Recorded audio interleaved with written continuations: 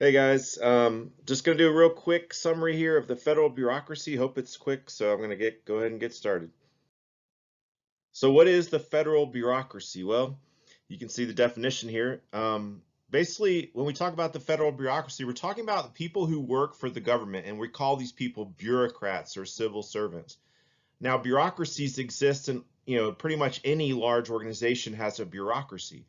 For instance, Cobb County Schools has a bureaucracy. I think of it as kind of people behind the scenes who make an organization work. So in the case of the federal bureaucracy, they're helping the executive branch work. They run the government. They're the ones who actually do the work of the government. The president is the head of the government, but obviously the president and even cabinet officials and so forth can't do all of the work that needs to be done. All right. So like in Cobb County, we have people who, maybe order textbooks for the county, or people who do maintenance on the buildings, or people who, drive the buses and the bus drivers, but also the teachers and but the custodians, really it's all part of a large bureaucracy that helps deliver the the goal, being to deliver education to the students of Cobb County, right? But without each person that's part of that bureaucracy, the organization would fall apart. Even the people who pay the bills and people who, pay to keep the lights on and the air conditioning on and stuff. You know, so a bureaucracy in the federal sense is all the people who work for the federal government. So this could be, try to think of who works for the federal government. We're not talking about, remember, state and local government. In this case, we're talking about the federal bureaucracy. So this would be anyone from, say, postal workers to, people who work for the Defense Department, the Department of Defense, and do, and they analyze satellite imagery or something, for foreign countries, looking, at our enemies, in some cases our friends. People who work for the Social Security Department and distribute checks to Social Security recipients. People who work for the National Parks Department, park rangers. There's just so many jobs within the federal government. All of these people together make up the federal bureaucracy, and they have a specific task that they perform within this huge system, which within this complex system of our federal government. They're usually specialized professionals who are trained in their field to perform that task, right? So you might be work for the Fish and Wildlife Services or something, or you might work for the CDC, right, which is a big thing right now with this virus. The CDC is part of the federal bureaucracy, the Center for Disease Control. So all of these organizations are all together make up the federal bureaucracy. So the people who work for the federal government are generally referred to as federal bureaucrats. And so there are hundreds of departments and agencies in the federal bureaucracy. Most of the people who work for the federal government work for one of the 15 departments that we refer to as cabinet departments, right? So we have the cabinet, which is the heads of these departments, and they serve as advisors to the president, but they also run their departments. The biggest cabinet department is the Department of Defense. You can see with over 3 million people, it's the largest single employer in the entire world. So bureaucracy, the term itself comes from a French word bureau, which is like cabinet or desk, and then kratos, which is a Greek word for rule. So literally it translates as rule by desk. So basically that the government, the bureaucracy runs the country in the sense of running our federal government. And they're the ones who really kind of control how the government works and carry out the day-to-day functions of the government. So ruled by people at their desks. So some characteristics of bureaucracy, you can see that it's the administration of government through departments and agencies, right? Rather than obviously through some, leader or group of leaders. And so they're running the government. They don't make the big decisions, but they make lots of little decisions every day. And they're guided by the president and they're guided by Congress, but they kind of do their own thing on a day-to-day basis. These people are unelected and highly trained professionals. You can see they have specialized tasks. Like one person's job may be just to order equipment for the federal government. Another person's job might be, again, a defense specialist, they're an expert on reading satellite imagery. Another person might be, again, a scientist who works for the CDC. So they all work on their own special tasks. There's a hierarchical authority. So it starts with the president, then it goes down to like the cabinet secretaries or the heads of these different departments, all the way down to like clerical workers who work in an office and work at a desk and, fill out paperwork and things like that. They're impersonal, meaning they act as a neutral body that serves the people. They don't pick favorites. They're not supposed to help some people and not help others. They follow rigid rules, so there's specific rules, guidelines that they have to follow. When you need services from the government, you have to fill out certain paperwork and do all that stuff, right? And there's sometimes that leads to, slow processes and red tape. You can see that right now with people trying to get these small business loans from the government and stuff, and they've run out of money, but people have to like go to these websites, and oftentimes they can't get through and the website crashes. But even in normal times, dealing with the government isn't always super pleasant. Like think about maybe you've dealt with the Department of Motor Vehicles getting your license or something, and you probably didn't have an experience where you left saying like, man, I can't wait to do that again, that was just so great, right? So red tape just means you have to often go through a lot of paperwork and jump through a lot of hoops to get these government services and deal with these government officials. So this shows you one actual department. This is just happens, the Department of Justice. Now, the Department of Justice is one of the 15 cabinet departments. Their job is to enforce the laws of the United States. Now, you are going to do a little handout where you have to match up the different departments with their jobs, right? So here's one of them. This is the only one that's not headed by Secretary of something, right? So all the other departments are like Secretary of Education, Secretary of Agriculture, Secretary of Defense. The head of the Justice Department is headed by the person is called the Attorney General.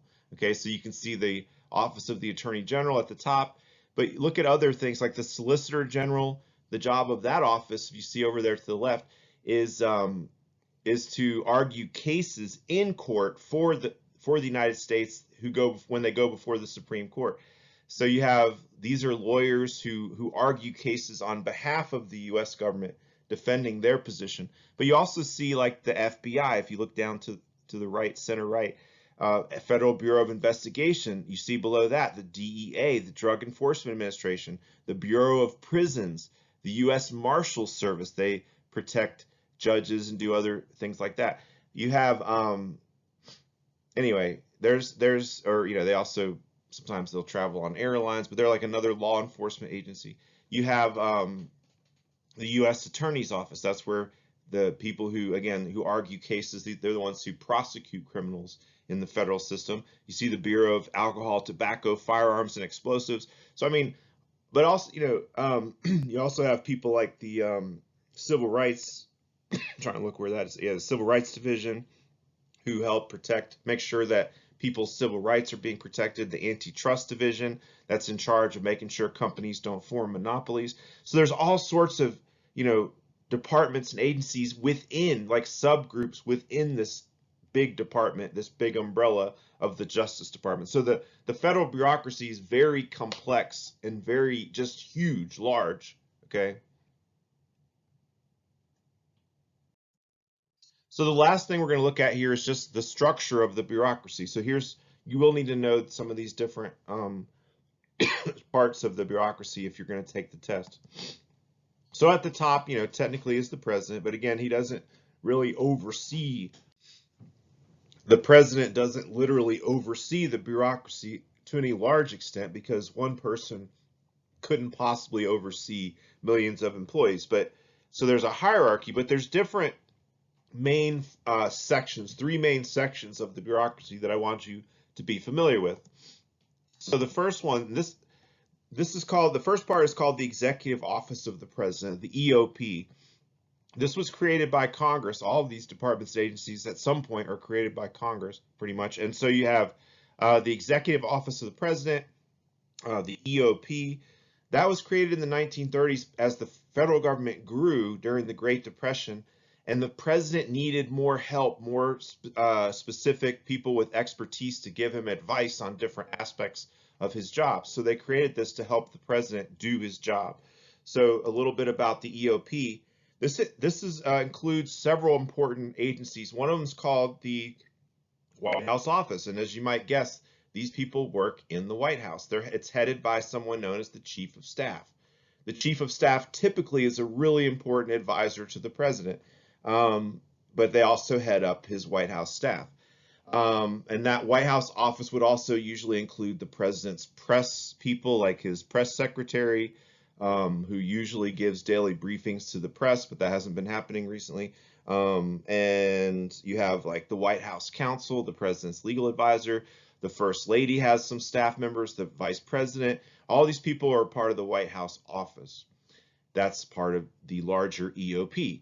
You also have the Office of Management and Budget. So some of the stuff I think we've already covered in the previous PowerPoint, but that's the OMB is part of the EOP, right? There's lots of acronyms here. So in the bureaucracy, I've often said, like, you can almost come up with any 3-letter or 4-letter combination, and there's a decent chance it may be a government organization, right?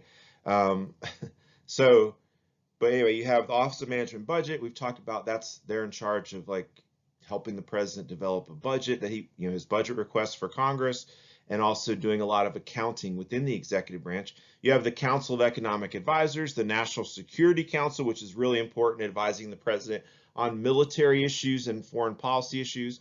But these people help the president directly. The heads of these agencies, the people higher up in these agencies, would have very close contact with the president and the vice president, and really help him on a regular basis to give him advice on how to proceed on different policy and how to act as president and what to do.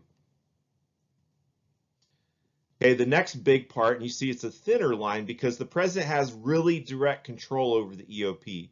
The cabinet is the executive departments that make up the cabinet are a little bit less controlled by the president, but still under his authority.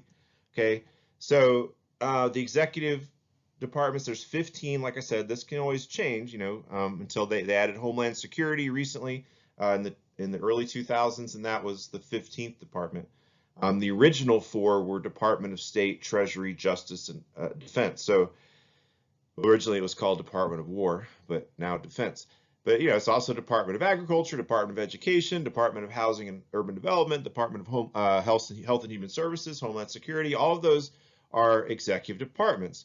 These are each headed up by a secretary, like I said, except for the Justice Department, which is headed by the Attorney General. The president appoints the heads of these departments subject to Senate approval. So he gets to pick the leaders, but the Senate has to approve of his choice.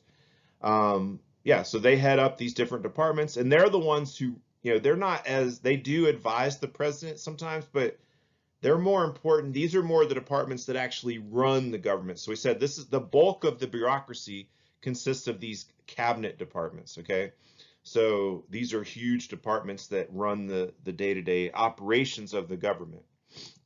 And then finally, you have what we call independent agencies, or these also include various boards and commissions.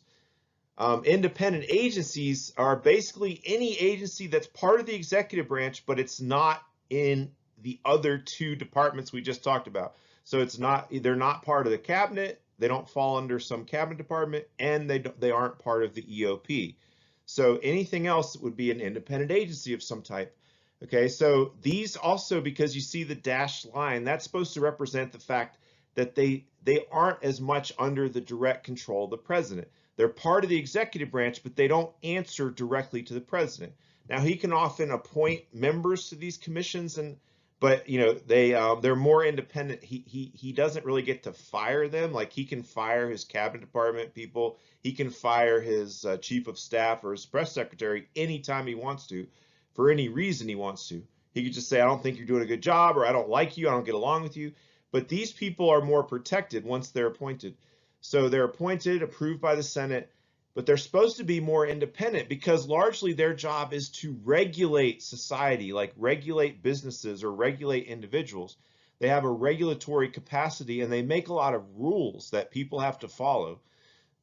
So they're more sort of like law enforcement and regulation of our society, but not really law like you would think like criminal law, but just like make sure companies are following government procedures, for example.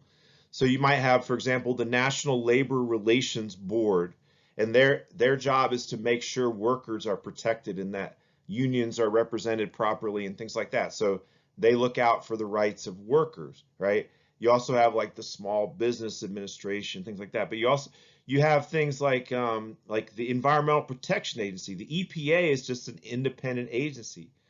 The president gets to appoint the head of the EPA, but most of the people who work for the EPA and most bureaucrats in general are professionals who have a permanent job with the government, right? So they're hired based on their qualifications, based on their merit. Not only the heads of the agencies are usually appointed by the president and can be replaced by the president, but these boards usually have a whole group of members, and the president may get to pick them, but he doesn't pick all of them. They usually serve like longer terms, like 5 to 10-year terms. So you may have people serving on some of these boards, like, or for the commissions. The commissions are the ones who usually are regulatory. So like the Securities and Exchange Commission regulates the stock market. The Federal Election Commission is supposed to regulate election laws. The Federal Communications Commission regulates like broadcasting, TV, radio, internet, and stuff like that.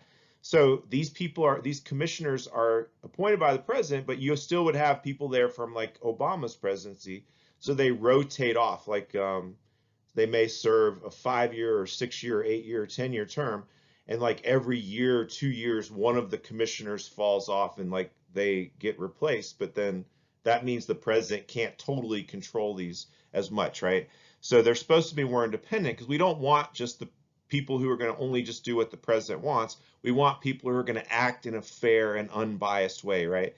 If you were caught, violating insider trading laws, and the SEC, this not the Southeastern Conference, but the Securities and Exchange Commission, if they investigated someone for violating stock trade laws, the insider trading laws, they wouldn't want the president to say, hey, lay off this guy, he was a big donor to my campaign. You want these people to be fair and non-biased and do their job without regard to party and partisanship and stuff, right? So these agencies tend to be more independent to fulfill their job, in a better, more fair way. Okay, so that's just a quick summary. Again, I kept it pretty short, under 20 minutes here. So let me know if you have any questions, and thanks for listening.